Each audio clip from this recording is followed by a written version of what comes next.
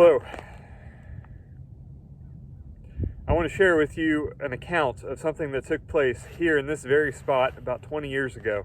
I was about 13 or 14 years old, and my family and I were out here enjoying this farmland, and we saw a large canine that did not have a collar. We tried to approach it, and it was very elusive and skittish, and as we looked at it, we could tell that it was very mangy. It was it was evidently starving. And even though we tried to get it to come to us, it would not. Now, we had dealt with similar situations before, and so we knew that the local law enforcement and local animal control were really not going to bother coming out here to this very large farm to chase down an animal like this, only to take it to an animal shelter and then have it put down. So we felt that it was our duty, especially with how sick this animal seemed and was acting, to put this animal down ourselves. Now, a little bit more backstory on that animal, the kind of species it was. It had probably been bred for fighting. It had probably been chained most of its life. It was not friendly of an animal, and we knew that. So I was dropped off here in this spot with a 12-gauge shotgun, and my dad and brother went around to the other side of the farm to try to head this animal off, just with how skittish it was being. And as I was standing right here, I saw it coming down the road. Evidently, it didn't see me. I was wearing camouflage similar to this, and I was standing over here in this ditch. And so it didn't see me, and it came walking down the road. And at 50 yards, I picked the shotgun up and drew a bead. I knew that was my maximum effective range, and I pulled the trigger. And when I did, the animal rolled, and it put its head up and it looked at me, it snarled at me, and it stood up and ran towards me, charged me. And in that moment, and of course I had already jacked another shell into the chamber, my adrenaline started to pump. And I remember getting kind of this tunnel vision, and I put the gun back up and I shot, and I know that I missed. I could see a cloud of dust behind the animal as it continued to charge at me. The third shot, I think I missed. I don't remember. I was starting to panic even more. But I do remember distinctly the fourth shot. I connected with the animal, and it was about 10 yards from me at this point. And that second connection, again, rolled the animal, and it put its head back up, looked at me, snarled at me again, and kept coming towards me. Now, after that, honestly, my memory is a little hazy. I do remember reaching in my pocket and having to reload my shotgun, this time with a 12-gauge slug, which is a very large projectile, and that was the final shot. And that animal died right here, almost literally on my boots. Now, at 13, 14 years old, I never experienced an adrenaline dump like this. I'd never had to shoot something that was attacking me. And it was a whole new experience to all of a sudden realize that my life was in my hands in that moment. And I'm grateful to God that I was able to connect with those shots and put that animal down, because that animal, in all reality, could have killed me. It was weighed about the same as I did at 13 or 14 years old. It was just that big of an animal. I share this story for a couple reasons. I know that many of you watching this channel, some of you may be experienced outdoorsmen, but I want to challenge you even with this story. Have you ever had to shoot at something that was attacking you and had to focus through an adrenaline dump like that? So if you are, maybe getting ready in your mind for a survival situation down the road, a self-defense kind of situation down the road,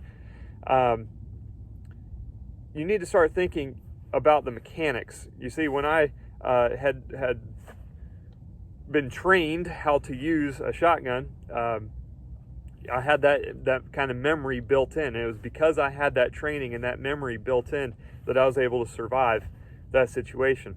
And I'm not patting myself necessarily on the back, but I also knew that I had to keep focused on that target. I couldn't get distracted. Now, if this had been a different situation, multiple attackers, multiple things, I probably would not have survived, at least with the level of training that I had at that point, because I had that tunnel vision from the adrenaline dump. Training is very important. It's something that I'm continually working on personally. And I just want to challenge you to consider that. Another thing I want to challenge you with, I know some of you who watch this channel, maybe you're not outdoors folks. You don't have that much experience. Maybe you're just curious about how to kind of get ready for a survival scenario. Do you know how to identify a threat?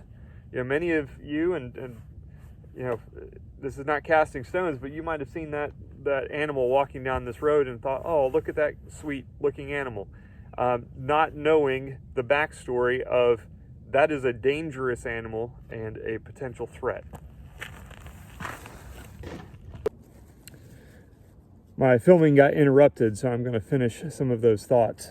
Do you know how to identify a threat? That is going to change depending on your circumstances, your environment. Just using that example that I shared, seeing a canine of that species walking down a vacant field road on the middle of a big farm. If you understand that setting and that animal does not fit there, then all of a sudden you recognize this is not normal. We need to pay attention. And that can be the case wherever you go. If you're walking through the shopping mall and you see something, you go, wait, that doesn't fit. That's not normal. You need to pay attention to those kind of indicators. You need to be logically thinking through what you're witnessing, what you're seeing. Another aspect, reason why I'm sharing this whole thing, and I might get some hate for this, but just think through it logically with me. Some people would say, well, you had the best tool to deal with that situation, a 12 gauge shotgun. Well, at that time in my life, and that's all I had, and it did the job. But looking back, if I could reach back in time and hand something to my 14-year-old self, I would probably have rather have had a modular sporting rifle that you have seen me demonstrate in other videos on this channel. And kind of the reason being is I could have engaged that threat at least twice as far as I started. So I started engaging that threat at 50 yards. I could have engaged that threat at 100 yards, even with iron sights, with probably better effect. Also with a modular sporting rifle with a standard size magazine, I could have had up to 30 rounds to deal with that animal and not have to reload. Also, there's a comparison of energy. Now, might get a little nerdy here, but a 12 gauge shotgun shell that's a triple-aught buck generally has 9 to 10 pellets in it. Those pellets are maybe 30 caliber. That's kind of the diameter of the shot. And I'm just kind of guesstimating there. But you equate that to what's coming out of a pistol or a rifle. And at that energy level, a well-placed 12 gauge double-aught buck round is almost like you're firing, 9 or 10 rounds out of maybe a 38 low-powered 38 special. You say, wow, that's some firepower. Well, think back to the story. The first impact, at 50 yards knocked the animal over, and it stood up and looked at me, snarled at me, and came at me again. And again, when I connected the second time on the fourth shot, same thing. Even getting hit with probably 6, 7, 8 rounds of that 9 or 10 rounds was not stopping the threat.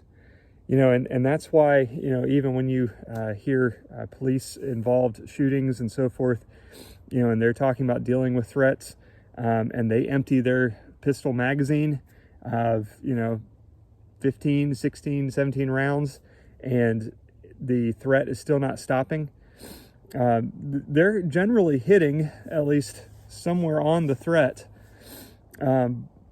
But depending on what the threat is and the circumstances, they're not stopping the threat.